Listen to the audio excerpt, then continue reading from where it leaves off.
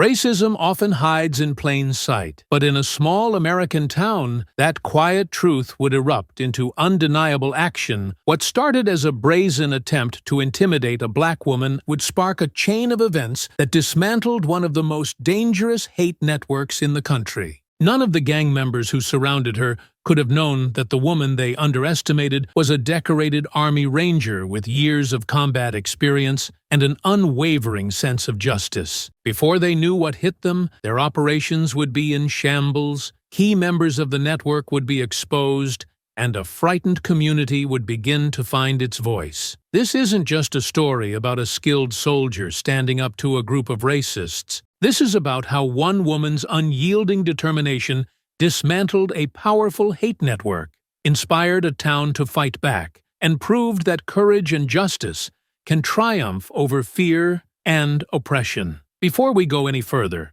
comment where in the world you are watching from, and make sure to subscribe. The smell of lilies filled the air as sunlight streamed through the stained glass windows of St. Emmanuel's Church. Maya Daniels sat in the third pew, her back straight and hands resting on her lap. The soft hum of the choir blended with the murmured prayers of the congregation, creating a sanctuary of peace. It was a rare moment of calm for Maya, a chance to push aside the weight of her past and focus on the present. A faint creak echoed through the space as the church doors swung open. It was nothing unusual. Latecomers were common during Sunday service, but the sound of heavy boots striking the polished floor carried an unnatural weight, breaking the rhythm of the sacred space. Maya's eyes flicked toward the entrance, her instincts sharpening. 6 men walked in, their presence jarring against the serenity of the church. Dressed in white tank tops that clung to their frames, the men's tattoos stretched across their muscular arms and necks, bearing symbols of hate and supremacy. Their shaved heads glistened under the sunlight streaming through the stained glass, and their movements were slow, deliberate, and meant to draw attention. The congregation fell silent. A child's quiet giggle turned into a stifled cry as his mother pulled him close. Reverend Elijah Carter paused mid-sentence at the pulpit, his welcoming expression replaced with a subtle tension. The tallest of the men stepped forward, his boots striking the floor in deliberate, echoing thuds. His broad shoulders filled the aisle as he swept his gaze across the room, taking in the sea of nervous faces. He smirked. "Nice crowd," he said, his voice casual yet laced with malice. "Didn't think you'd be so packed in here today." The congregation shifted uneasily. A few heads turned toward the exits, and murmurs began to ripple through the room. Maya didn't move. Her sharp eyes were fixed on the men, her calm demeanor masking the storm brewing within her. Reverend Carter stepped forward, gripping the edge of the pulpit. His voice was steady but held a thread of warning. "Gentlemen, this is a house of God. You are welcome here if you come in peace, but I will not allow disruption." The tall man laughed softly, a low chuckle that reverberated through the church. "Relax, preacher.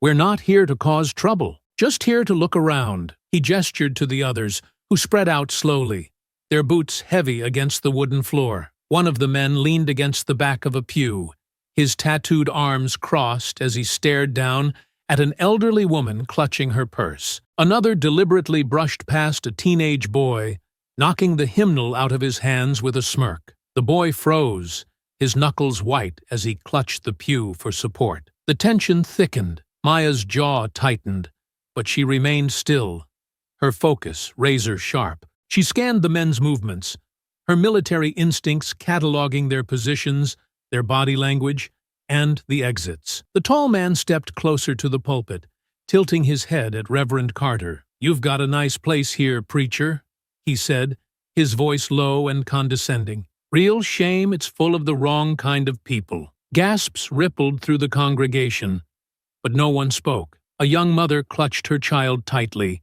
whispering hurried prayers under her breath. The tension in the air was almost suffocating. Reverend Carter's gaze hardened. "There is no wrong kind of person in God's house," he said firmly. "This church is open to all." The man's smirk widened. "That's so?" He turned, his gaze landing on Maya. "What about you?" he asked, his voice louder now, drawing the attention of everyone in the room. You seem real quiet. Got nothing to say? Maya slowly raised her eyes to meet his. Her face remained calm, unreadable, but there was a quiet steel in her gaze. Not yet, she said evenly. The man chuckled again, shaking his head as he stepped back into the aisle. Preacher, I think you've got a smart one here. He motioned for his men to keep moving. Don't worry, we're not staying long. Just wanted to drop by and let you know. 2 weeks. That's all you've got to clear out.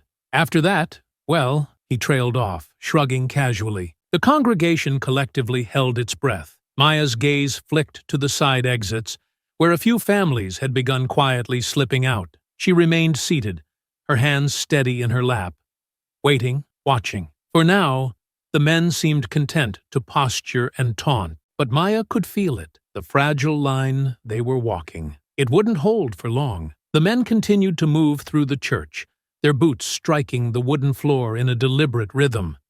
Each step was calculated to claim the space as their own, their movements slow and predatory. The congregation sat frozen in uneasy silence, their fear palpable. Reverend Carter stood firm at the pulpit, his hands gripping its edges as he addressed the church. Stay calm, everyone, he urged, his voice steady but strained. Remember, this is God's house. Let him guide us. The tall man leading the group sauntered down the center aisle, trailing his fingers along the backs of the pews as if he owned the place. He smirked, glancing at the stained glass windows, the altar, and finally at Reverend Carter. Nice setup you've got here, preacher, he said, his tone casual but dripping with disdain. Bet it cost a pretty penny.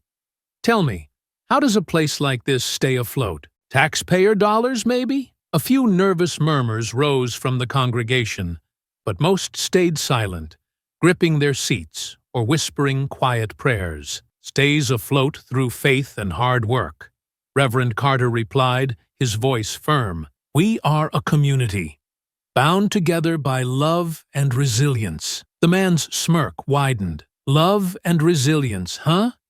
You hear that, boys? He gestured to his group, who chuckled and exchanged looks. You feel the love in here? One of the men leaned against a pew, picking up a hymnal and flipping through it carelessly before tossing it onto the floor. Another snorted, nudging his companion. Seems like they're awful quiet for a community.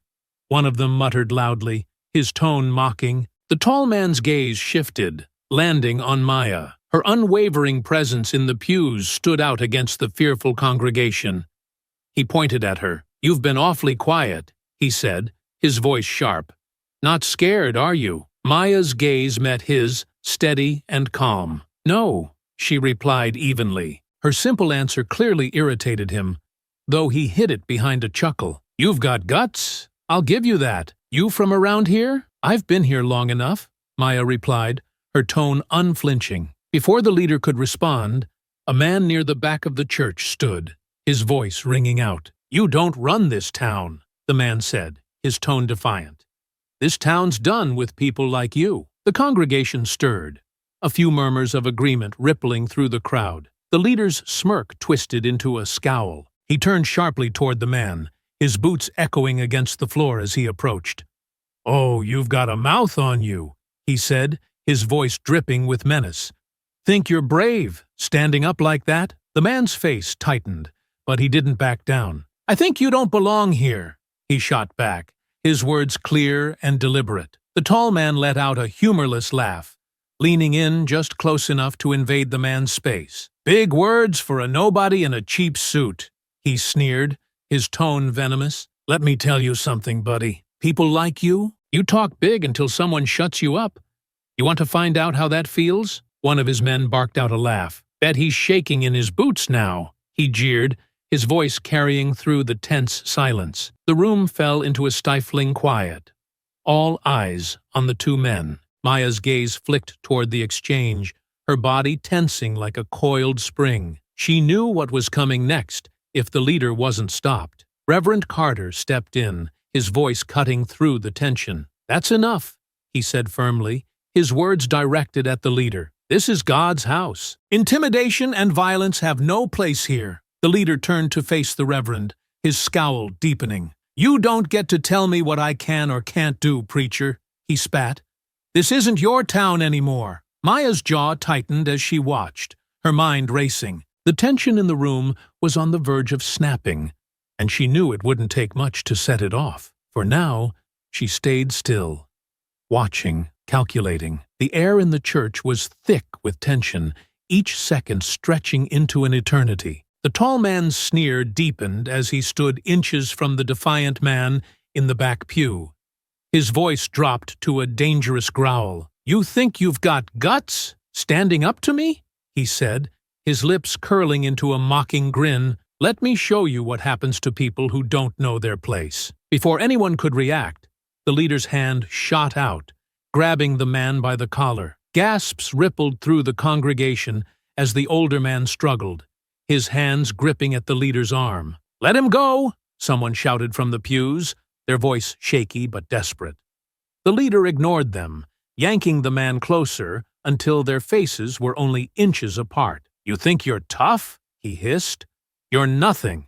You hear me? Nothing." The man glared back, his jaw clenched despite the fear flickering in his eyes. "You don't scare me," he managed through gritted teeth. "Oh, I'm not here to scare you," the leader said with a cold laugh. "I'm here to make sure you understand who's in charge." The congregation was frozen, their fear silencing any attempt to intervene. Even Reverend Carter looked unsure, his hands gripping the pulpit as he tried to gauge whether stepping in would make things worse. But then, a voice rang out, cutting through the rise in chaos like a blade. "Enough!" The word echoed through the church, sharp and commanding. All eyes turned toward the source, Maya. She had risen from her seat, her posture tall and imposing, her gaze locked on the leader with unyielding intensity. Her voice was steady, but there was no mistaking the warning in her tone. The leader's grip faltered for a moment as he turned to face her, his expression shifting to one of surprise. It was clear he hadn't expected anyone else to speak up,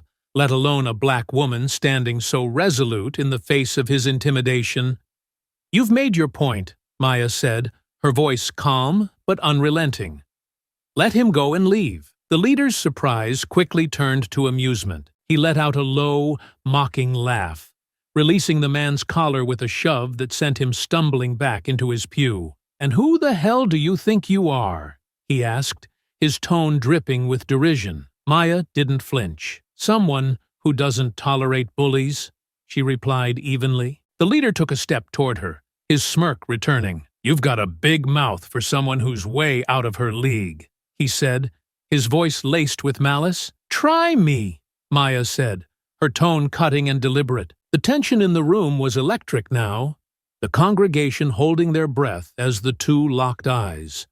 For the first time, the leader seemed to hesitate, unsure of what he was dealing with. One of his men muttered, "Boss, maybe we should just—" "Shut up," the leader snapped, cutting him off with a glare. He turned back to Maya, his smirk faltering for just a second. Maya took a slow step forward, her gaze never wavering. "You're done here," she said firmly. "Leave while you still can." The leader's fists clenched at his sides, but he didn't move. Behind him, his men exchanged uneasy glances, clearly unprepared for this level of defiance. Reverend Carter's voice broke the silence. "You've heard her. This is a house of God, and you have no business here." The leader sneered, glancing around the room one last time. "This isn't over," he growled, his words a thinly veiled threat. "You've got 2 weeks to pack up and leave, or we'll make sure you regret it." Without another word, he motioned to his men.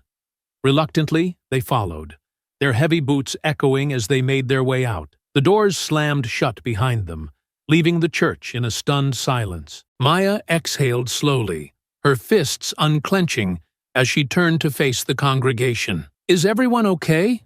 she asked, her voice steady despite the tension still crackling in the air. Reverend Carter nodded, though his expression remained grim. "For now," he said quietly, "but I fear they'll be back." Maya's jaw tightened. "Let them try," she said. The silence in the church was suffocating. The congregation sat frozen, their faces pale with fear and disbelief. The echoes of the gang's boots still lingered in the air. a cruel reminder of what had just unfolded. Reverend Carter stepped away from the pulpit, his hands clasped tightly in front of him. "Everyone," he said softly, his deep voice carrying a gentle authority, "it's over for now. Please, take a moment to breathe." A young mother near the back of the room clutched her son tightly, her lips moving in whispered prayers. "Over," she said, her voice trembling. "That man said they'll come back. What do we do then?" Murmurs of agreement rippled through the pews. An elderly woman shook her head, her hands trembling as she clutched her rosary. "They're going to hurt us," she said, her voice cracking.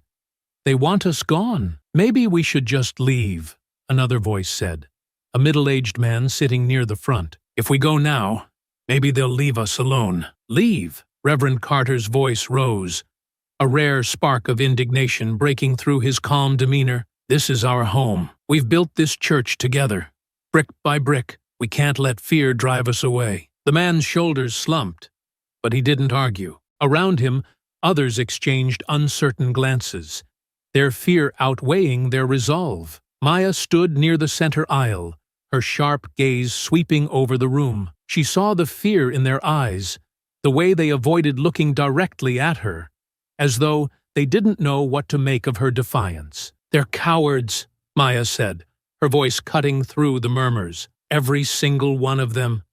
They only have power if you give it to them." Heads turned toward her, some hopeful, others skeptical. The young mother clutched her son tighter. "You saw what they did," she said, her voice shaking. "They grabbed Mr. Jenkins like he was nothing. They're not just cowards.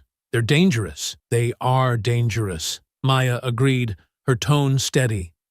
"But that doesn't mean they're unstoppable. They rely on fear to control you. If you let them scare you into running, they've already won." An older man near the back frowned. "Easy for you to say," he muttered. "You're not the one they're coming after next." Maya turned to face him fully, her eyes narrowing slightly. "They're coming after all of us," she said firmly. "Today, it was the church.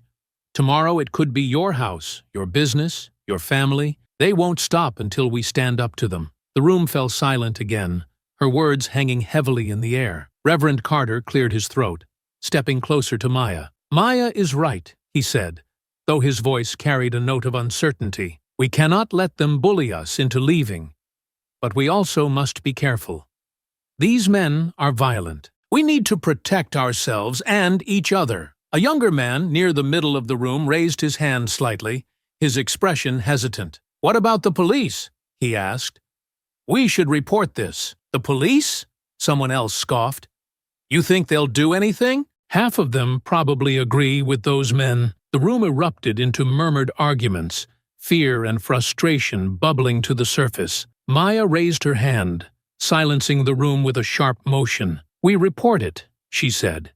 "Even if the police don't act, it creates a record. It shows we're not going to stay silent." Reverend Carter nodded. "She's right. I'll make the call myself." "Calling them won't stop those men from coming back," the elderly woman said, her voice breaking. "What if they bring more next time? What if they—" "They won't bring more," Maya interrupted, her voice cold and certain. "Bullies don't escalate unless they think they're still in control. The only way they come back stronger is if they believe you'll roll over." The congregation exchanged uneasy glances. The fear was still there, heavy and unshakable, but Maya's words stirred something, an ember of defiance that hadn't been there moments ago. Reverend Carter placed a hand on her shoulder. "You've already done more for us than we could have asked," he said quietly. "But this isn't your fight alone. It's everyone's fight," Maya replied, her gaze sweeping the room. "And I'll see it through to the end. But I need all of you to stop thinking about what might happen if you stand up and start thinking about what will happen if you don't." The room was silent again, but the fear wasn't as stifling. The congregation was still shaken, still unsure. But Maya had planted a seed. "Go home for now," Reverend Carter said after a long pause. "We'll come together again soon, and we'll decide how to move forward." One by one, the congregation began to leave, their movements slow and reluctant. Maya stayed behind, standing by the pulpit as she watched them go. Reverend Carter turned to her, his expression heavy with gratitude and concern. "I don't know how we'll face this," he admitted, "but I'm glad you were here today." Maya nodded, her jaw tight. "So am I," she said, but her mind was already racing, calculating the next steps. This wasn't over, not by a long shot. The sun was dipping low, casting long shadows across the nearly empty parking lot of St. Emmanuel's Church. Maya Daniels walked briskly toward her car, her senses sharp despite the stillness. The faint rustle of leaves and chirp of crickets filled the air, but her instincts told her she wasn't alone. The crunch of boots on asphalt broke the quiet, sending a ripple of tension down her spine. Slowly, she turned, her sharp eyes locking onto 6 familiar figures stepping out from the shadows. It was them. The leader of the gang stood at the front, his broad shoulders illuminated by the flickering glow of a nearby streetlight. His white tank top clung to his frame, his arms inked with menacing symbols. Behind him, his men fanned out, forming a loose semicircle as they approached. "Well, well," the leader said, his voice dripping with mockery. "If it isn't little Miss Mouthy, thought you could just walk out of here like nothing happened?" Maya turned fully, keeping her back to her car. Her expression remained calm, her voice measured. "You don't seem to know when to quit," she replied. The leader's smirk widened, his teeth yellowed under the dim light. "Quit? We're just getting started." His boots scraped against the asphalt as he took a deliberate step closer. "You made a fool out of me in there, and I don't let that slide." One of the younger men laughed, his voice sharp and grating. "She's just a girl," he said, leaning against a nearby lamppost. "Probably thinks she's tough, 'cause she can yell loud." Another chimed in, his tone dripping with disdain. "Yeah, what are you gonna do, huh? Call the cops? Pretty sure they won't be rushing out here for someone like you." The group burst into laughter, the sound echoing through the lot. Maya's gaze didn't waver. When the laughter died down, she stepped forward slightly, her posture deliberate and commanding. "A girl, huh?" she said, her voice calm but sharp. "That should scare you even more." The leader's smirk faltered, confusion flashing across his face. "What the hell's that supposed to mean?" Maya took another step forward, closing the gap between them. "It means that as a girl, I did what most of you could only dream of. I made it through Ranger School. I trained with the best. I fought alongside the best. And I won't let a pack of cowards with too much mouth and not enough brains intimidate me." The youngest member of the gang shifted uneasily, his bravado cracking. "She's bluffing," he muttered, though his voice lacked conviction. "Am I?"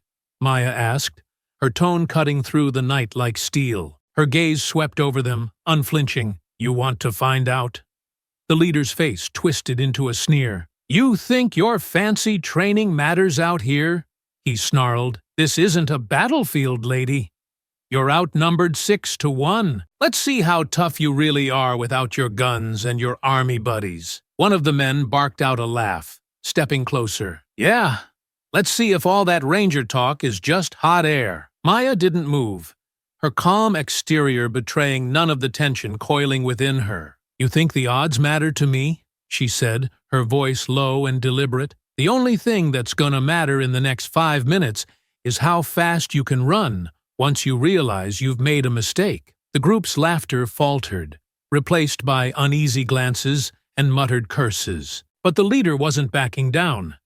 He stepped closer, his fists clenched, his teeth bared in a snarl. "You've got a big mouth," he growled, "and I'm gonna shut it for good." The tension in the air was electric, the fragile thread of control ready to snap. Maya's stance shifted slightly, her body poised like a spring. Her sharp gaze darted between them, calculating angles, distances, and movements. "Come on, then," she said, her voice quiet but razor-sharp. "Let's see what you've got." The leader's lips curled into a snarl as he lunged forward, and the others followed, their heavy boots pounding against the asphalt. Maya sidestepped effortlessly, her movements fluid and precise. She twisted, delivering a sharp elbow strike to his ribs that sent him staggering back with a grunt. "You're faster than you look," the leader spat, clutching his side, his expression twisted with anger and surprise.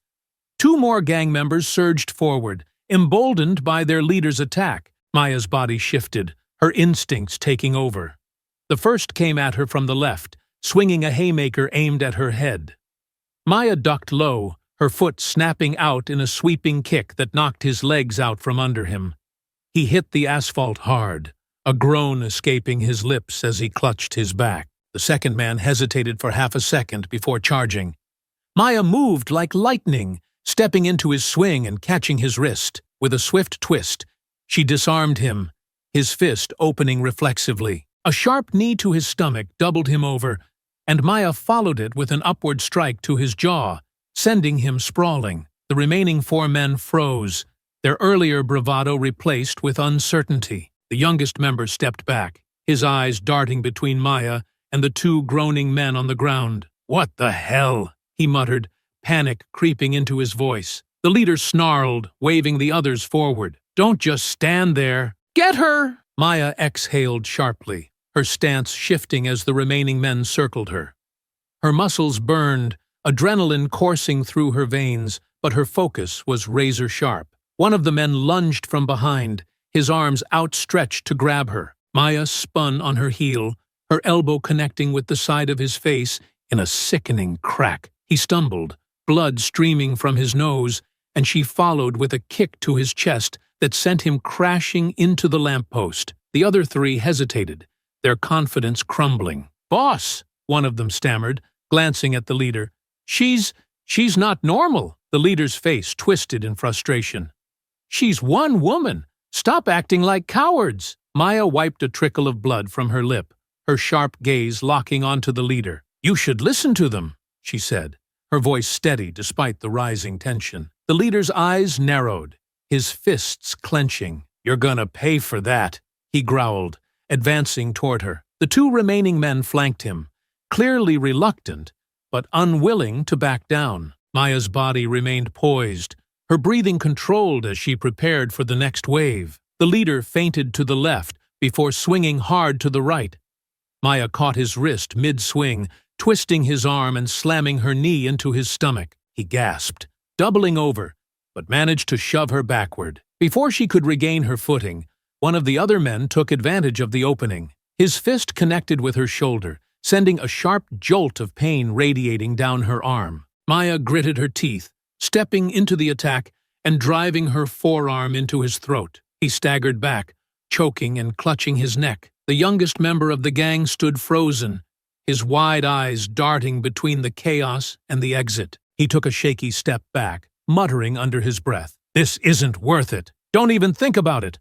The leader barked, straightening with a wince. "We're not done yet." Maya's chest rose and fell steadily as she assessed the situation. The fight was far from over, but the gang's resolve was cracking. Maya's breaths came steady, her body tense and ready as the remaining gang members circled her. The leader wiped blood from the corner of his mouth, his expression dark with fury. "You're tough. I'll give you that," he spat, his voice low and venomous. "But you're not walking out of here without learning your place." One of the men lunged from the side, his movements more frantic than strategic. Maya twisted to block, catching his arm and delivering a sharp punch to his ribs. He let out a strangled cry, stumbling back, but another gang member was already charging her blind spot. The blow came hard, a fist slamming into her side.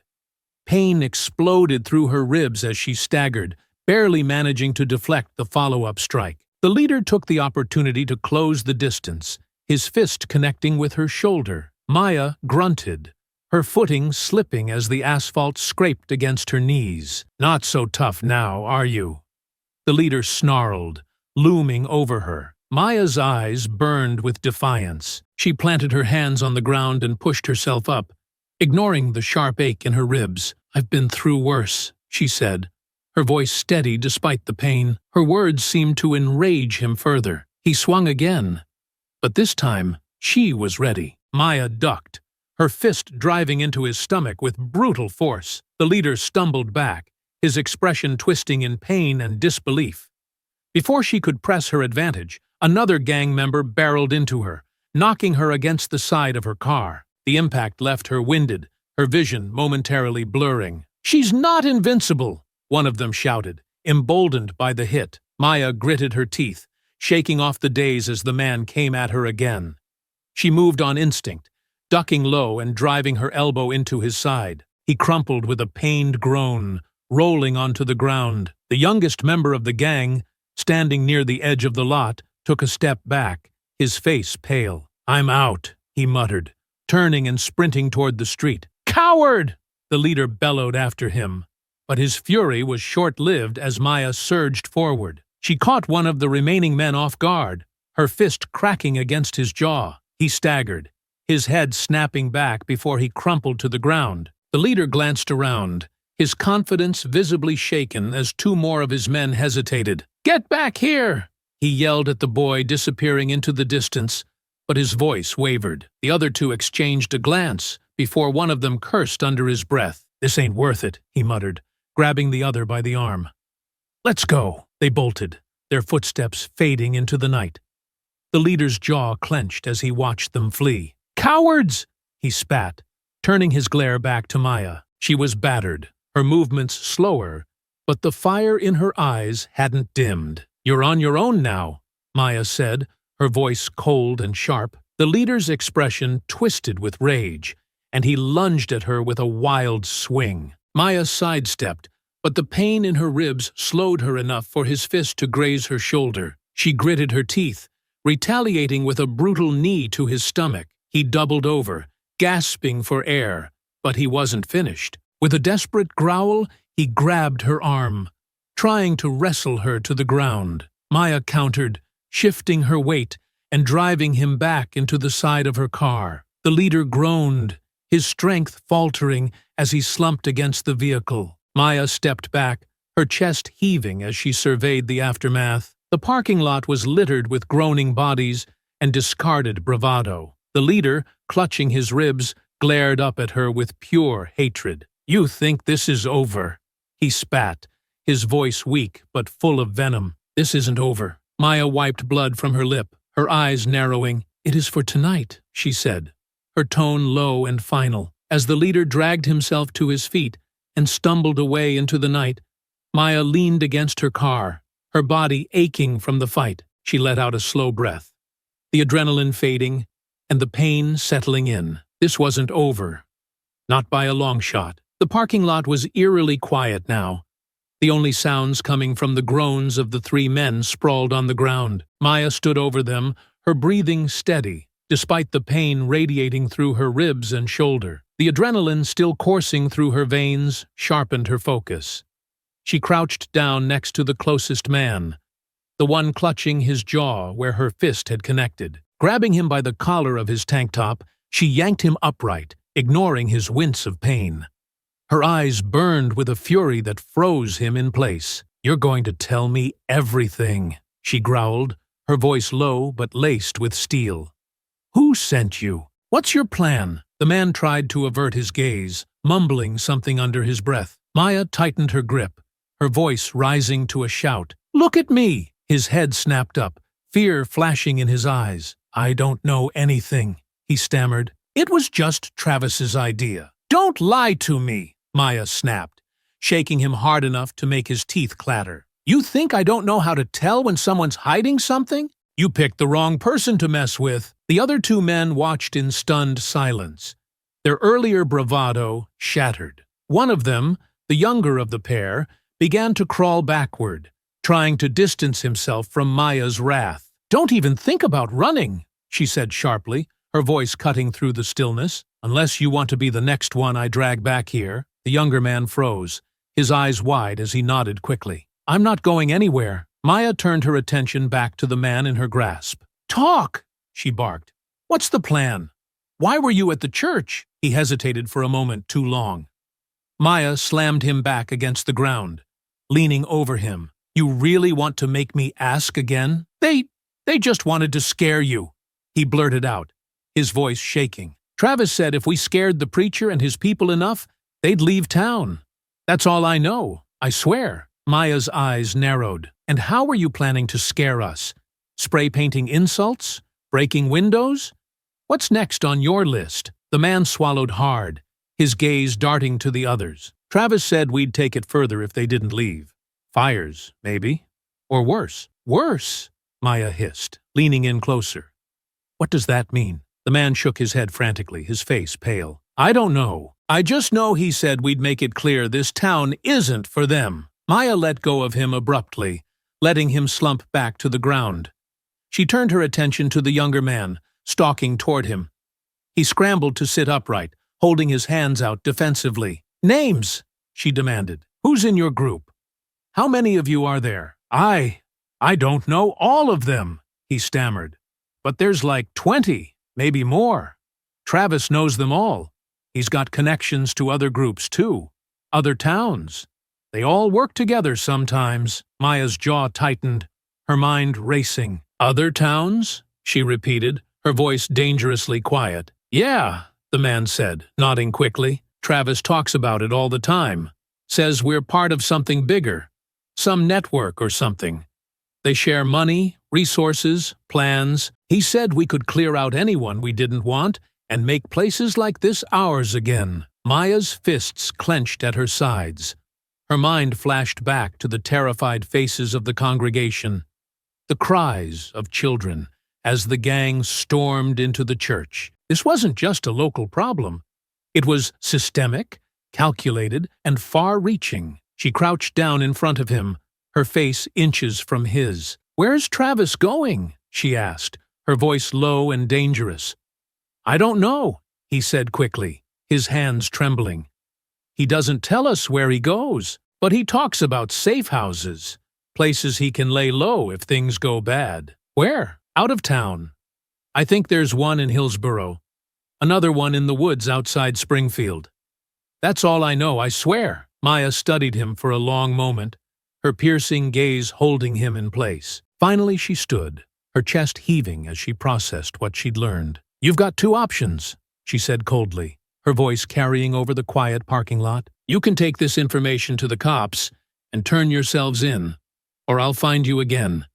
And I promise, it won't be this easy next time. The men nodded frantically, their fear evident. Now get out of my sight, Maya snapped, stepping back. The three scrambled to their feet, limping and staggering as they fled into the night. Maya stood alone in the parking lot, her fists clenched as she stared after them. This was bigger than she'd thought.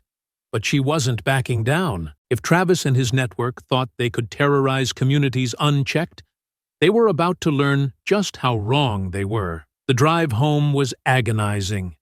Every bump in the road sent sharp jolts of pain through Maya's ribs, and her shoulder throbbed with every turn of the wheel. Blood from a small cut on her forehead had dried, leaving a sticky trail down the side of her face. Her hands gripped the steering wheel tightly, her knuckles white as she forced herself to focus on the road. When she finally pulled into the driveway of her small, modest house, the relief was fleeting. The adrenaline that had kept her upright was wearing off, replaced by the dull, relentless ache of her injuries. Maya sat in the car for a moment, staring at the darkened windows of her home. The quiet was almost suffocating. With a deep breath, she pushed the door open and climbed out, each movement sending fresh waves of pain through her battered body. She limped toward the door, her legs heavy, her breaths shallow. Once inside, she locked the door behind her and leaned against it, closing her eyes for a moment. Her mind raced with the information she'd extracted from the gang members. Travis and his network weren't just a local problem. They were part of something much larger, something organized and dangerous. The thought was both infuriating and sobering. Maya straightened, wincing as she moved toward the kitchen. She grabbed her phone from the counter, scrolling through her contacts until she found Reverend Carter's name. Her finger hesitated for a moment before pressing the call button. The phone rang twice before the Reverend's calm, familiar voice answered. Maya?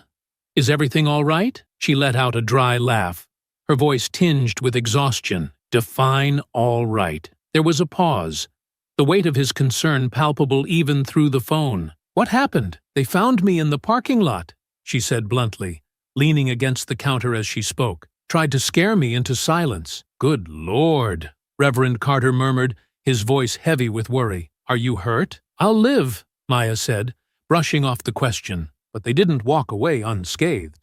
I got some answers out of them. The Reverend's voice hardened slightly. What did you learn? Travis isn't just some punk trying to stir up trouble, Maya said, her tone sharp. He's part of a network, multiple towns, safe houses, resources. They're organized, and they're not going to stop until they push us out of here, or worse. There was a long silence on the other end of the line. When the Reverend finally spoke, his voice was low and steady. This is worse than I thought. Yeah, Maya said, her jaw tightening. And it's not just us. If we don't stop them, they'll keep doing this in other towns, other churches, other communities. What do you plan to do? He asked quietly. Maya exhaled, running a hand through her hair. I don't know yet, but I'm not letting this slide. Travis and his group need to be shut down. For good. That's a dangerous path, the Reverend warned. You've already risked so much. I don't care, Maya said, her voice firm. Someone has to stand up to them. And if it's not me, then who? There was another pause, followed by a soft sigh. You're a strong woman, Maya, but you don't have to carry this burden alone. Let me help. Maya shook her head, even though he couldn't see her. I appreciate that. But this isn't something the congregation needs to take on. This is personal now. I'll handle it. The Reverend's tone softened, but there was still a note of determination in his voice. Just promise me you'll be careful. The people here need you more than you know. I'll do what I can, Maya said, her voice quieter now. Thanks, Reverend. I'll keep you updated. Take care of yourself, Maya, he said gently, before the line went dead. Maya set the phone down on the counter, her gaze distant as she stared at the wall. The pain in her body was nothing compared to the fire burning in her chest. Travis and his group thought they could terrorize her community and walk away unscathed. They were wrong. The quiet of the house felt oppressive as Maya sat at her kitchen table, a notebook spread open in front of her. The faint glow of the overhead light cast long shadows across the page, where she had begun scrawling names, locations, and connections in sharp, deliberate strokes. Her ribs ached, her shoulder throbbed, and exhaustion tugged at the edges of her mind. But she refused to stop. This wasn't just about her anymore. It wasn't even just about her town. This was about the countless communities Travis and his network had terrorized, and the ones they would target next if she didn't act. Her phone buzzed softly, breaking the silence. Maya glanced at the screen. A message from an old contact lit up. The name, a familiar one from her army days. Let me know what you need. Always got your back. Maya exhaled slowly, her grip tightening on the pen. The idea had been brewing since she left the parking lot, and now it was solidifying into a plan. She couldn't do this alone. Travis's network was too vast, too organized, and too dangerous. She needed help. People she could trust implicitly. People who knew how to operate outside the system. With deliberate precision, she began jotting down names. Sakurnat, Alex Carter, a demolition expert with a knack for tracking and a sharp mind for strategy. Latern Sofia Marquez, intelligence and reconnaissance, the best at gathering information without being seen. Chief Warrant Officer Darnell Boomer Jones, tactical logistics and equipment, a master of moving supplies unnoticed.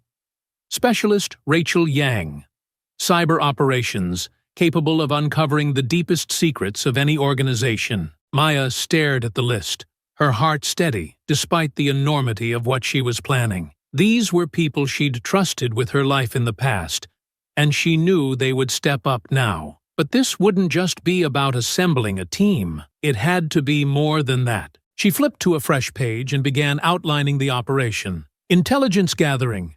Identify key locations, safe houses, and leaders within Travis's network. Track their movements, resources, and communication methods. Targeted disruption.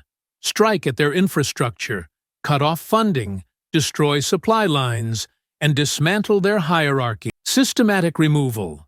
Take down the leaders one by one, ensuring no one steps in to replace them.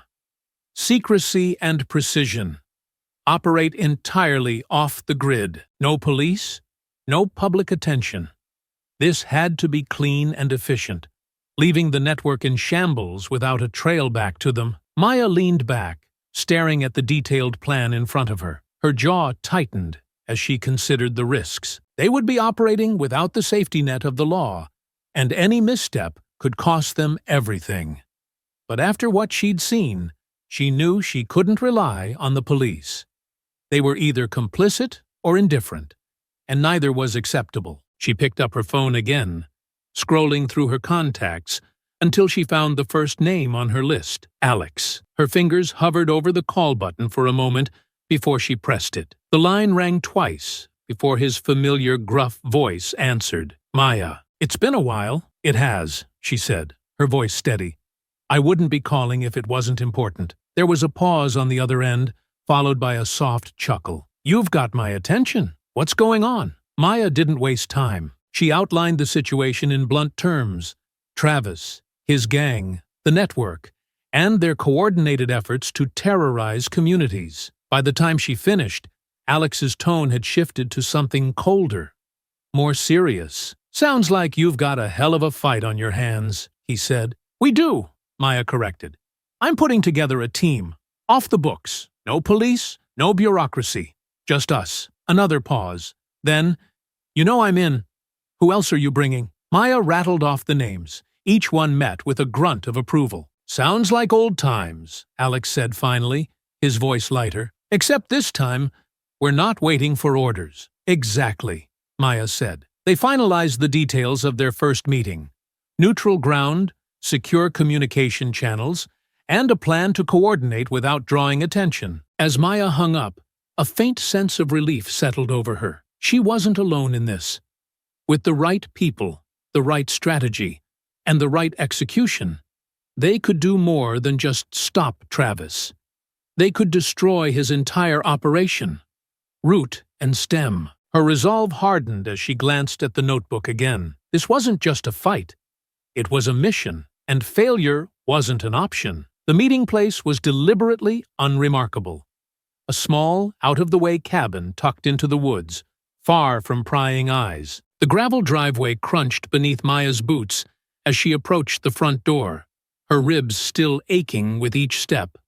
A faint light spilled through the drawn curtains, and she could hear the low murmur of voices inside. Maya pushed the door open and stepped in. The room fell silent as four familiar faces turned toward her. Sergeant Alex Carter stood by the window, his tall, broad frame backlit by the glow of the lamp. His sharp eyes immediately scanned her, lingering on the bruises and cuts that marred her face. "You look like hell," he said, his tone neutral but laced with concern. "Nice to see you too, Alex," Maya replied dryly, shutting the door behind her. Sitting at the table was Sophia Marquez, her short, jet-black hair as sharp as her gaze.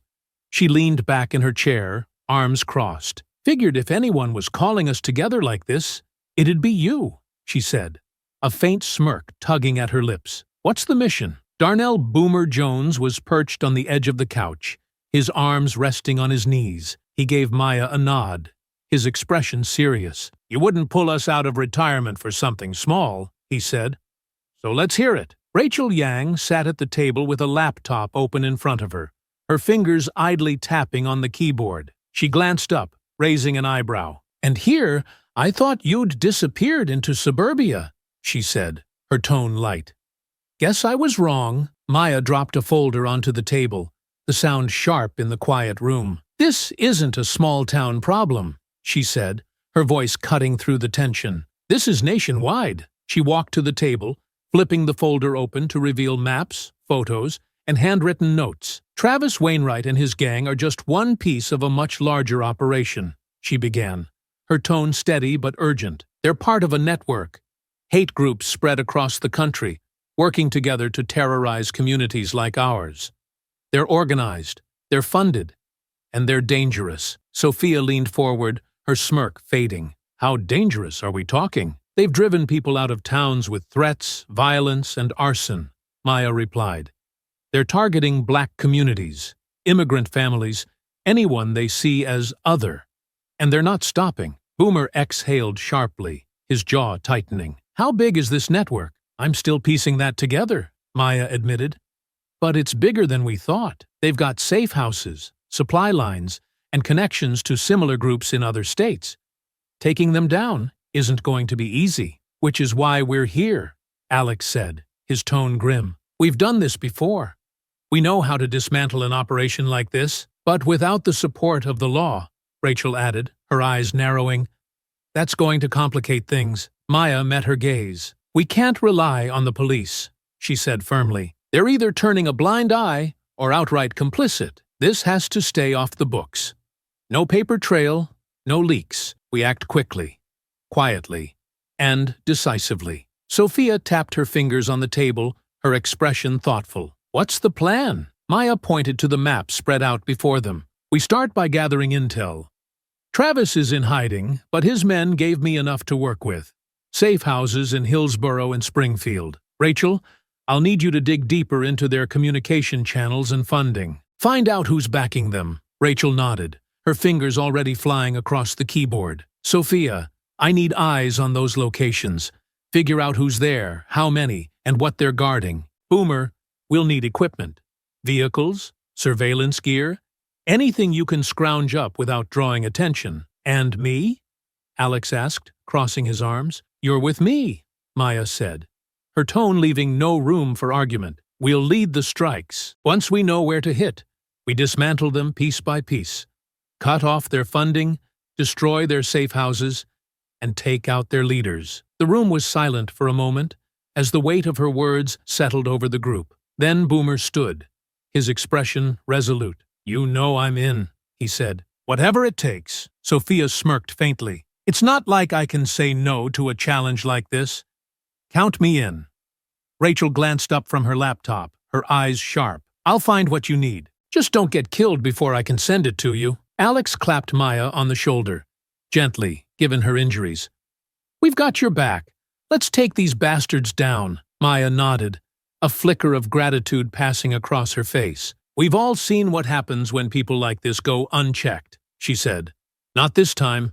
Not anymore. The group leaned in, their focus shifting to the maps and plans before them. The fight ahead would be brutal, but they were ready. The safe house in Hillsborough was buried deep in the woods, its isolation offering a false sense of security. Maya crouched low behind a thicket, her sharp eyes fixed on the ramshackle cabin ahead. Lanterns cast flickering light from the windows, shadows of movement inside betraying the activity within. Her earpiece crackled softly as Alex's voice came through. Visual confirmation. 3 on the porch.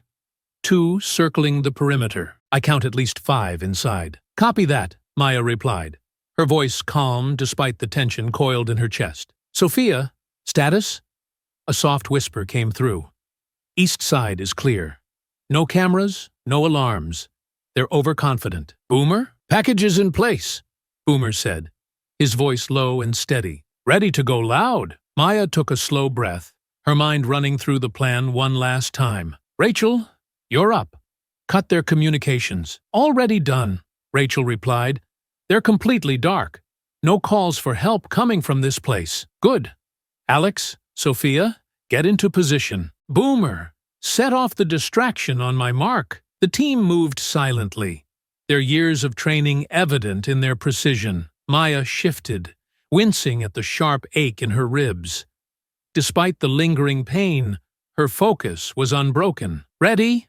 Alex's voice came through. Maya raised her hand, her signal clear. Boomer, go! A split second later, a deafening explosion shattered the quiet, sending a plume of smoke and fire into the air behind the cabin. The ground trembled, and shouts erupted from the house as men spilled out, their weapons drawn. Maya darted toward the cabin as Alex moved in from the side, firing precise, controlled shots. Suppressor-muted impacts hit legs and shoulders, sending men crashing to the ground with cries of pain, but leaving them alive. The porch cleared. Maya kicked the door in, her presence commanding as she swept the room with her weapon. The occupants froze for a moment, their shock quickly turning to panic as Sophia entered behind her, her pistol raised. Hands where I can see them! Maya barked, her voice cutting through the chaos. 2 men dropped their weapons immediately, their hands shooting into the air. Another hesitated, his hand inching toward a sidearm. Don't! Maya snapped, her rifle trained on him. The man froze, his eyes darting to his companions before raising his hands. "Secure them," Maya ordered. Sophia moved swiftly, zip-tying their wrists and forcing them to the floor as Alex and Boomer entered, covering the exits. "Rachel, what's the status on the delivery?" Maya asked into her comm. "Not here yet," Rachel replied. "You've got maybe 20 minutes before the next wave arrives." Maya scanned the room, her sharp eyes landing on a man sitting at a table, his face pale. He was clearly in charge. His panicked gaze darted between Maya and the scattered documents on the table. She strode toward him, grabbing him by the collar and pulling him to his feet. "Where's Travis?" she demanded. I don't know," the man stammered, his voice shaking. Maya slammed him back into the chair, her voice rising. "Don't lie to me. He left here for a reason. Where is he heading?" The man swallowed hard, sweat beading on his forehead. "Springfield," he choked out. "He's meeting some people there. Higher-ups. That's all I know." "Who's funding you?" Maya pressed, leaning closer. "I don't know names," he said quickly. "They're rich guys, out of state. They send money through shell companies. Travis handles all of that." Maya's jaw tightened as she processed the information. She turned to Alex. "Search the place. Get anything that looks useful. Documents, hard drives, whatever you can find." Sophia's voice crackled through the comms. "Perimeter's clear. No sign of reinforcements yet." "Good," Maya said, turning back to the man. "You've got one chance to walk out of here in one piece.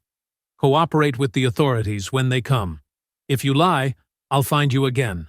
Understood?" The man nodded frantically, his terror evident. Maya straightened, stepping back as Boomer moved in to secure the remaining men. The team worked quickly, stripping the safe house of anything valuable before preparing to leave. As Maya exited the cabin, the faint sounds of sirens reached her ears. The authorities Rachel had anonymously tipped off were finally on their way.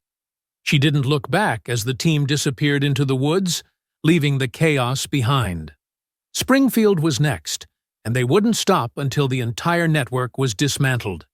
Springfield was a different beast altogether. The city was larger, busier, and the network's influence more entrenched. Maya and her team had spent 2 days gathering intel, piecing together the movements of Travis and his inner circle. It all led to an abandoned factory on the outskirts of town, a hub where plans were coordinated, funds were funneled, and connections to other groups were maintained. Maya crouched behind a rusted dumpster, her earpiece crackling softly. The faint hum of machinery inside the factory was the only sound in the still night air. "Confirmed visual," Rachel's voice came through. 4 vehicles parked outside. High activity. At least a dozen targets inside, maybe more. Alex's voice followed, calm and steady. "East side is lightly guarded. 2 men on patrol, 1 at the door. They don't look sharp." Boomer chimed in next. "West side is more active. Trucks moving in and out. Looks like a supply drop. They've got gear, crates of something heavy." Maya nodded to herself, her mind racing. "Sophia?" "On the roof," Sophia replied. "Skylights are open. I've got a clear view inside. Travis is here.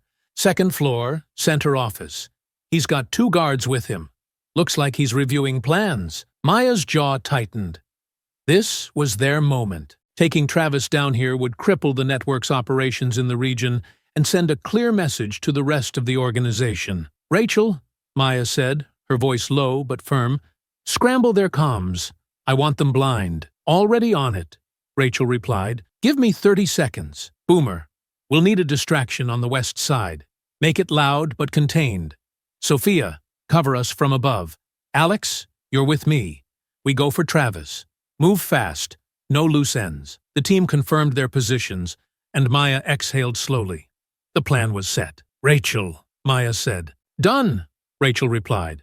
"They're offline." Maya raised her hand, signaling Boomer. A few heartbeats later, an explosion rocked the west side of the factory, sending plumes of smoke into the night sky. Shouts erupted from inside as men scrambled to respond, their movements chaotic. "Move!" Maya ordered, darting toward the east entrance with Alex on her heels. The guard at the door turned, startled.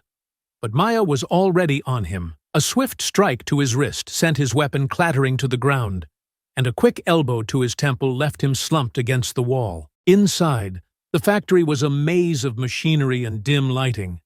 Men shouted orders, their footsteps pounding on the metal walkways as they rushed toward the west side. Maya and Alex moved quickly and quietly, taking out 2 more guards with precise, non-lethal strikes before ascending the stairs to the second floor. "Sophia," Maya said into her comm, her voice barely a whisper. "Status?" "Clear," Sophia replied. "Travis is still in the office. He's armed but distracted.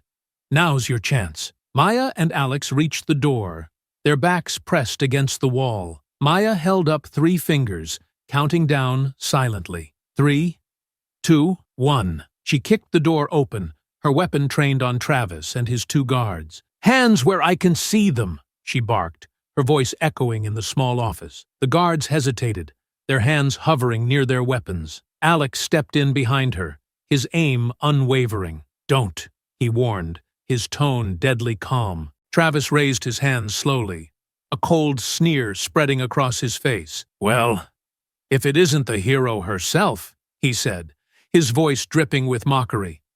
"Took you long enough to find me." Maya's eyes burned with fury. "Shut up and sit down," she snapped. Travis lowered himself into the chair, his guards following suit. "You think taking me out changes anything?" he taunted. "There's more where I came from. You can't stop us all." Maya leaned in close, her voice low and cold. "We'll see about that." She motioned for Alex to secure the guards, then grabbed a folder from the desk, flipping through its contents. Maps, account ledgers, and coded messages filled the pages. "This is everything," she said, her voice steady. "Rachel, we've got the intel. Prepare for extraction." "Copy that," Rachel replied. Travis's sneer faded as he realized the extent of his loss. "You don't know what you're dealing with," he growled. Maya straightened, her gaze unflinching. "Neither do you." As Alex finished restraining the guards, Maya stepped back, her jaw tight.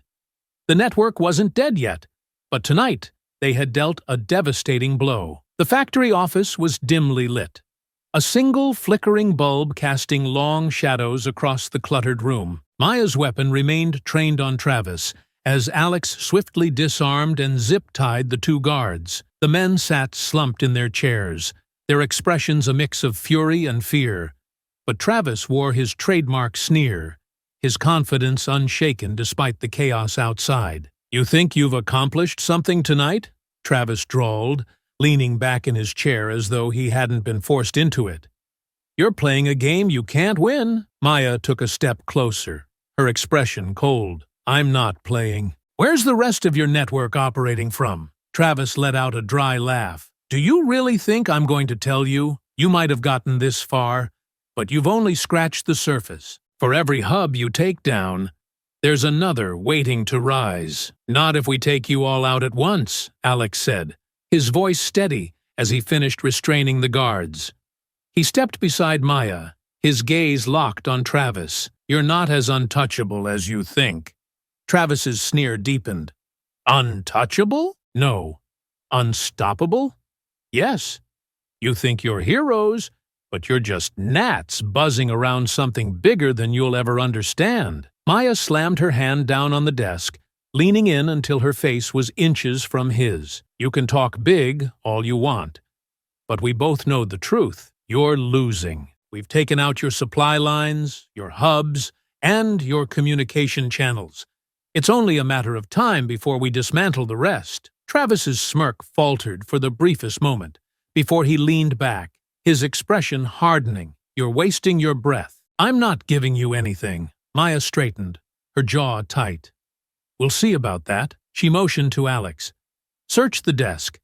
He's arrogant enough to keep something useful close." As Alex rifled through the papers and folders strewn across the desk, Travis's composure cracked. "You're making a mistake," he growled. "You think the people backing me won't notice? Won't retaliate? You're painting targets on your backs." Maya ignored him, her eyes scanning the documents Alex handed her. A map with red circles, a ledger with coded entries, and a list of names. These were the breadcrumbs they needed. She placed the map on the desk, pointing to one of the circled locations. "What's here?" Travis's jaw tightened, his silence defiant. Maya leaned over him, her voice icy. "You can either cooperate or we leave you tied up for the cops with just enough evidence to make sure you're their top priority. Trust me, your friends won't be coming to bail you out." Travis's eyes darted to the map, then back to her. "You really think the police will do anything? They've ignored us for years." "They won't ignore this," Alex said, holding up a hard drive he'd pulled from the desk. "Whatever's on here is going to bury you and your entire operation." Travis's face darkened. "You think you've won, but you don't even know who you're dealing with. You're in over your heads." Maya's lips curled into a cold smile. "We'll take our chances. But you're done." She turned to Alex. "Tie him up. Make it clear he's a gift for the authorities." Alex stepped forward, pulling Travis from his chair and securing his wrists behind his back. "This won't end the way you think," Travis spat, struggling against the restraints. "No, it'll end worse for you," Alex said, his tone calm. Maya reached for her calm. "Rachel, alert the local police. Leave the tip anonymous. Let them think this was their lucky night." "On it," Rachel replied. As Alex finished tying Travis to the chair, Maya leaned in one last time, her gaze cold and unyielding. "You've terrorized enough people. Tonight, it stops." Travis glared at her, his defiance flickering but not extinguished. "This won't stop anything. You'll see." Maya didn't respond. She turned and motioned for Alex to follow her. The team regrouped outside the factory, the faint sound of approaching sirens cutting through the night. As they disappeared into the shadows, Maya's voice came through the comms. "Boomer, light the secondary charges. Let's make sure they have enough to keep them busy." A distant rumble of controlled explosions followed moments later, ensuring the evidence left behind would tell a damning story. As the team faded into the night, Maya's resolve hardened. Travis might think his network was untouchable, but she knew better. The fight wasn't over. Not yet. The safe house was dimly lit, a quiet reprieve after the chaos of the factory raid. Maya sat at the head of a scratched wooden table, the air thick with the smell of stale coffee and adrenaline. Around her, the team worked in focused silence. Alex meticulously cataloged the files they had recovered. Sophia cleaned and reassembled her gear. Boomer tinkered with a small drone, and Rachel typed furiously on her laptop. "All right," Maya said, breaking the silence. "Let's take stock. Alex, what did we pull from the factory?" Alex leaned back, holding up a manila folder. Ledgers, shipping manifests, and a lot of coded messages. "It looks like this hub was supplying at least 6 other locations. 2 of them are marked as priority shipments. Weapons, cash, propaganda materials. They're moving fast." "And Travis's map?" Maya asked, her tone sharp. Sophia slid the map across the table, its edges frayed. 6 more hubs spread across 3 states, 2 marked in red. "Looks like main hubs, probably coordinating the smaller ones." Maya nodded, her jaw tightening as she studied the map. "We hit those 2 next. If we take out their central coordination points, the smaller hubs will crumble." Rachel looked up from her laptop, her brow furrowed. "One problem. The network knows they're being targeted. After tonight, they'll go dark. They'll shift their resources, change locations, and tighten their security. We'll have to move faster than we planned." Boomer leaned forward, his deep voice steady. "We've got momentum." But Rachel's right. We can't afford to give them breathing room. Before Maya could respond, Rachel's laptop chimed. She glanced at the screen, her eyes widening. Maya, we've got company." "What do you mean?"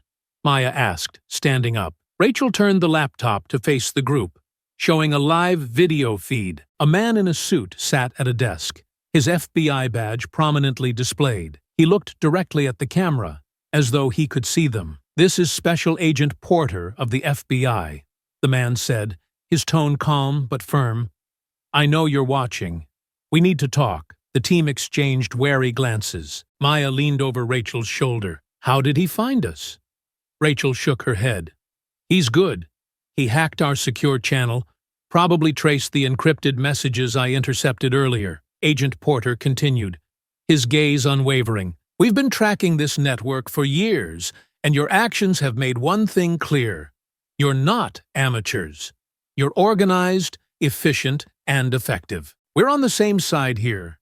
But if you want to finish what you've started, we need to work together. Maya straightened, her expression unreadable. Rachel, patch him through. Rachel hesitated, then pressed a key. The feed shifted, and Porter's voice came through the speakers, clear and direct. Maya Daniels, former Army Ranger.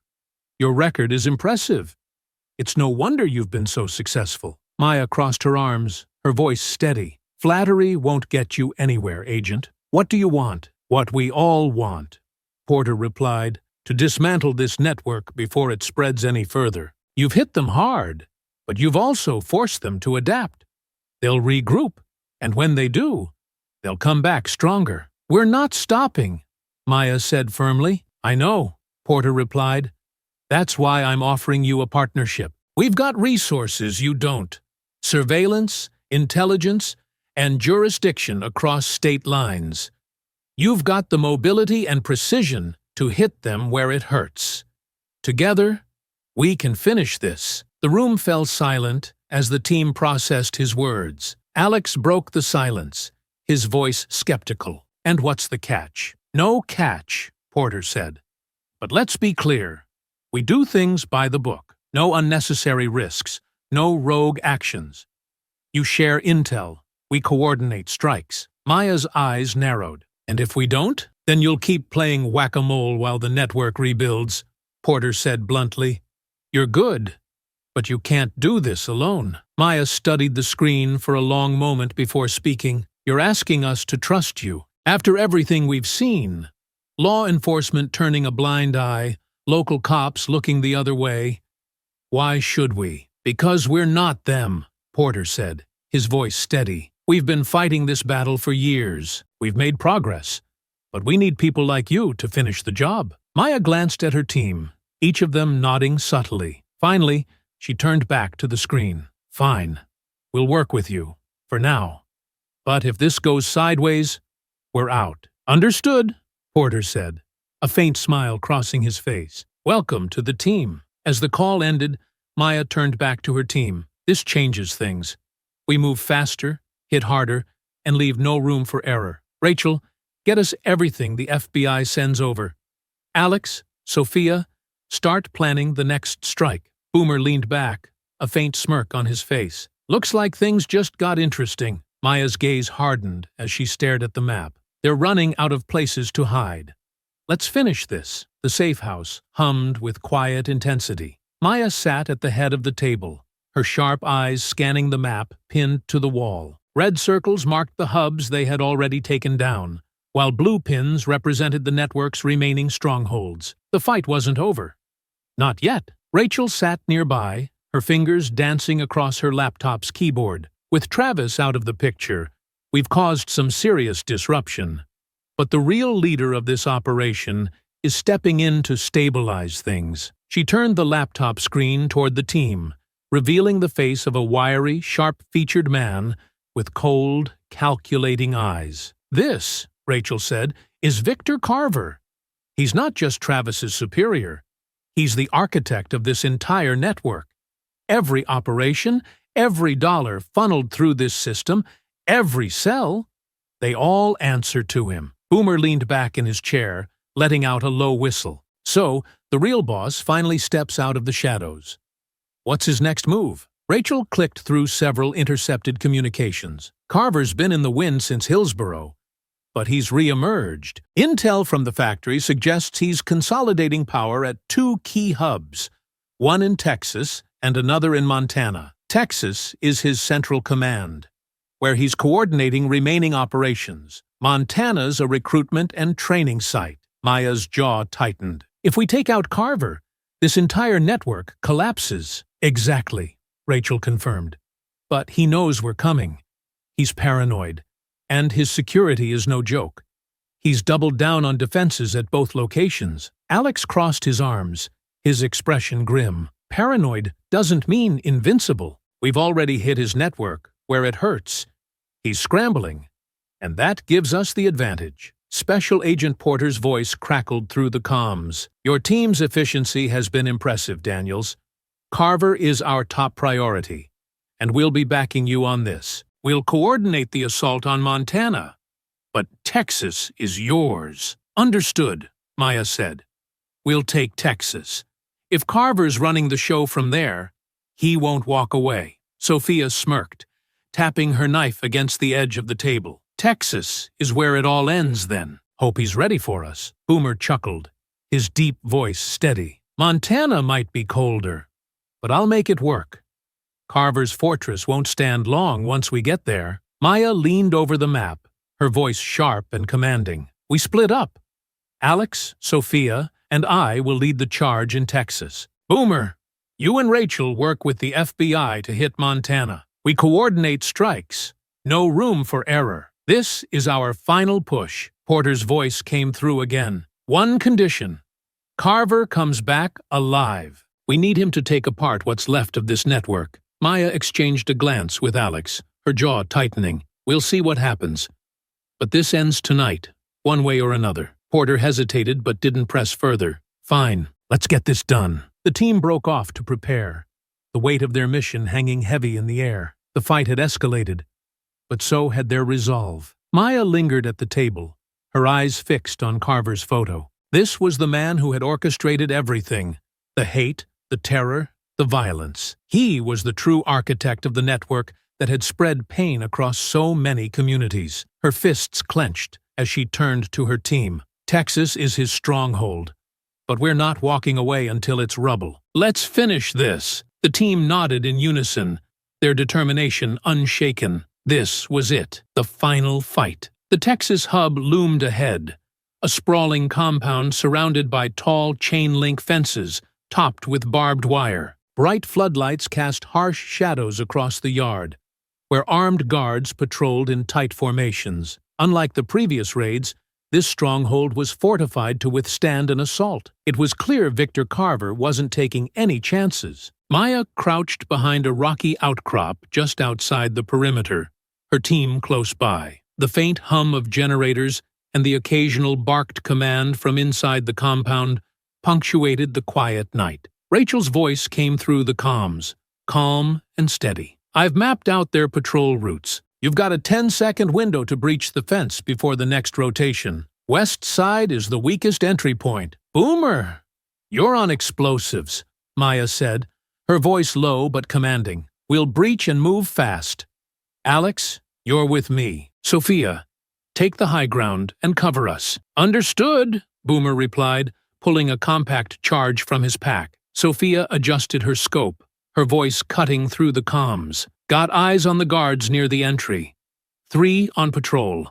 I can take them down quietly. Do it, Maya ordered. Sophia's suppressed shots were barely audible. But one by one, the guards dropped, their bodies slumping into the shadows. Clear, Sophia said. Boomer planted the charge, signaling the team to fall back. A muffled explosion followed, creating a hole large enough for them to slip through. Move, Maya commanded, darting through the breach with Alex at her side. Inside, the compound was a hive of activity. Trucks were being loaded with crates. Armed guards patrolled the grounds, and bright lights illuminated every corner. It was chaos waiting to happen, and Maya planned to unleash it. Rachel, scramble their communications, she said into her comm. Already done, Rachel replied. They're deaf and blind. You've got a clear path to the main building. Maya and Alex moved quickly, sticking to the shadows as they advanced.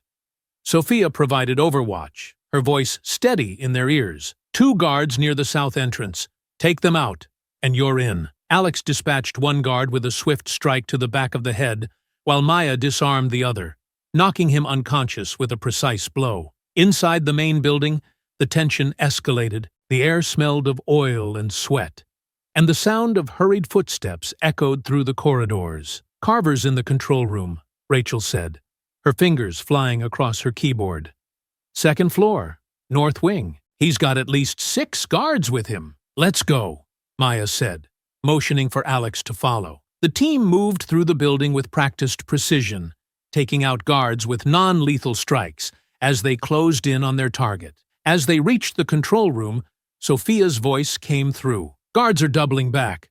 You'll have company in less than 2 minutes." Maya pressed herself against the wall, her hand hovering over the door handle. "We don't need 2 minutes." She kicked the door open, her weapon raised. The room was filled with monitors displaying live feeds of the compound, maps pinned to the walls, and stacks of documents on every surface. Victor Carver stood at the center, flanked by his guards, his expression calm despite the chaos. "So you're the ones causing all this trouble," Carver said, his voice smooth and cold. "I'll admit, you've done more damage than I expected." "Hands where I can see them," Maya barked, her voice sharp.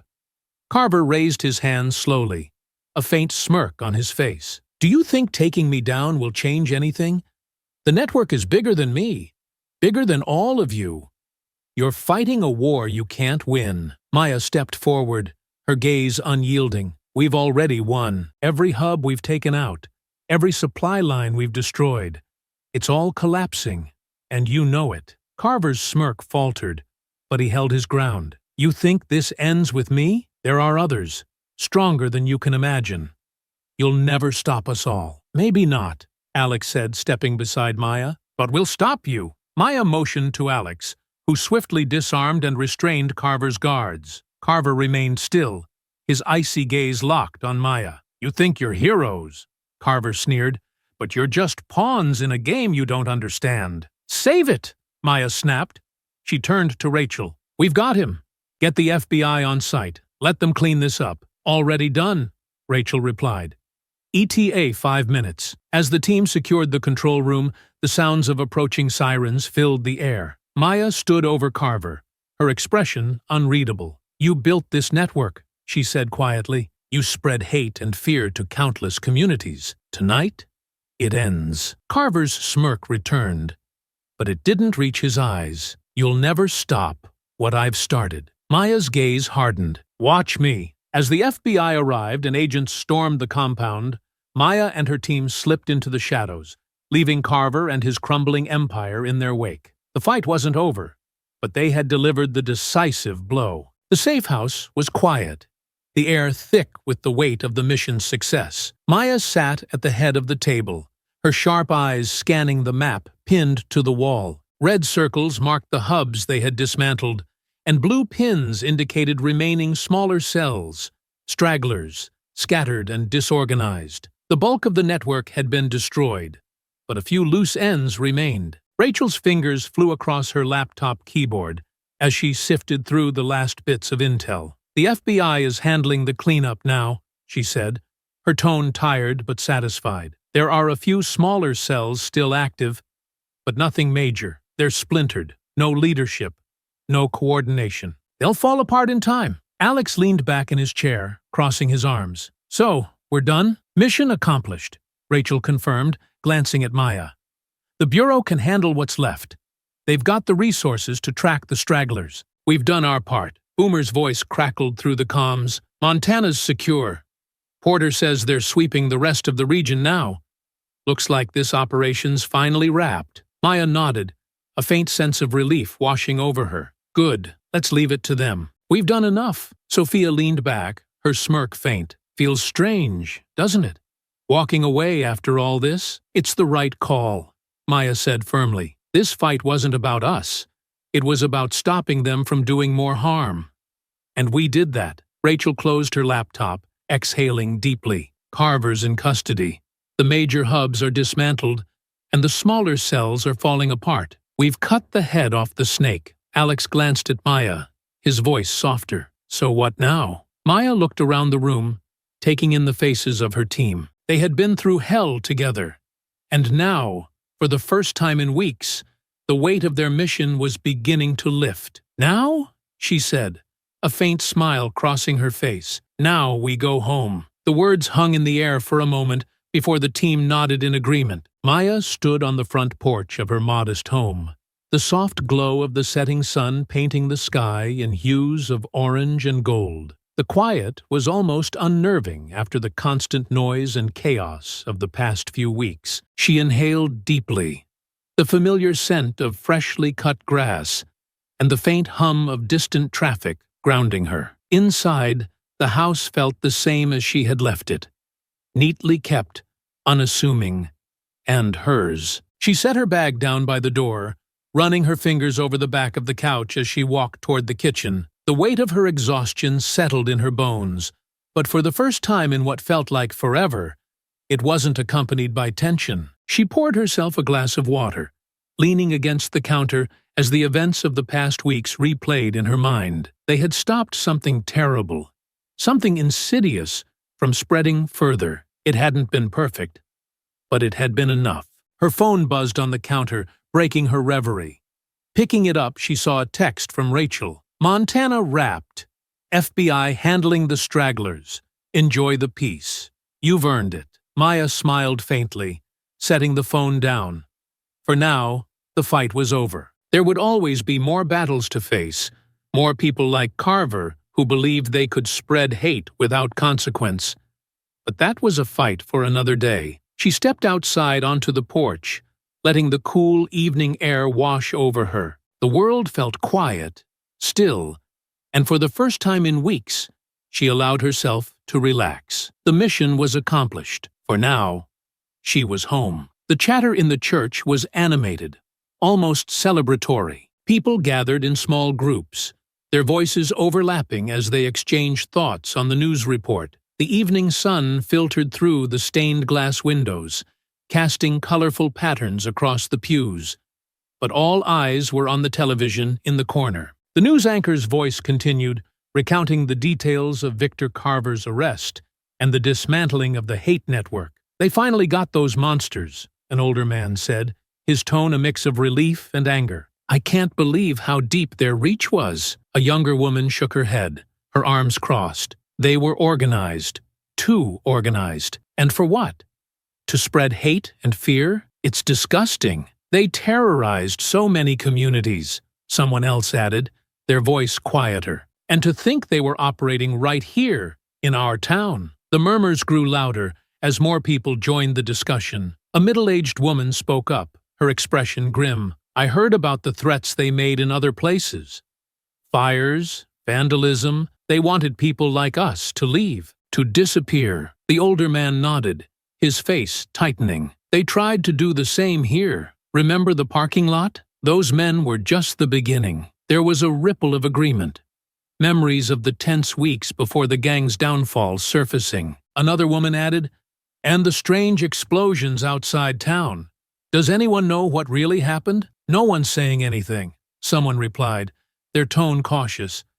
But it's obvious now, isn't it?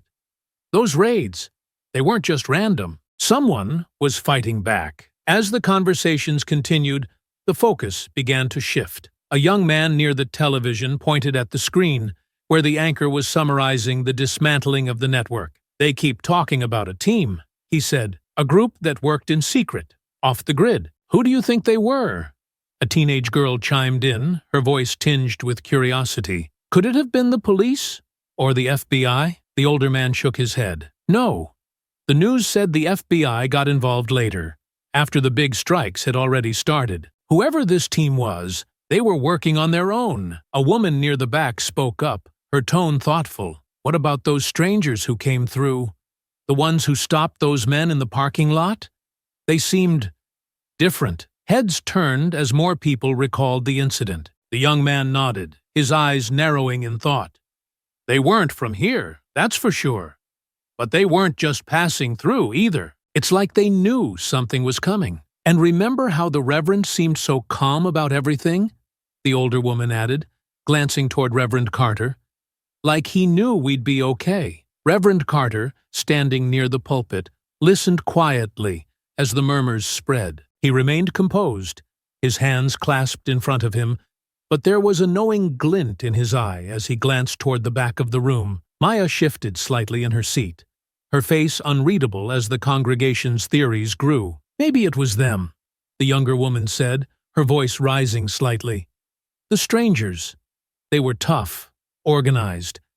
And now this news, raids across the country, taking down people like those men in the parking lot? It makes sense. It does, someone else agreed. Whoever they were, they saved us. They saved so many people. Reverend Carter finally stepped forward, his voice calm but commanding. Whoever they were, let us be grateful. They stood up against hatred and protected our community when we needed it most. His words quieted the room, but the curiosity lingered in the eyes of those gathered. They didn't need confirmation. They had already decided who the mysterious heroes were. Maya kept her gaze on the floor, her lips curling into the faintest smile as the hymn began. The people didn't need names or recognition. They needed hope, and they had that now. Reverend Carter approached her quietly as the singing swelled, his voice low. They'll never know the full story, but I think that's exactly how you want it. Maya nodded, her voice soft but firm. It's not about the story. It's about the outcome. They're safe. That's what matters. I hope you enjoyed that story. Please share it with your friends and subscribe so that you do not miss out on the next one. In the meantime, I have handpicked 2 stories for you that I think you will enjoy. Have a great day.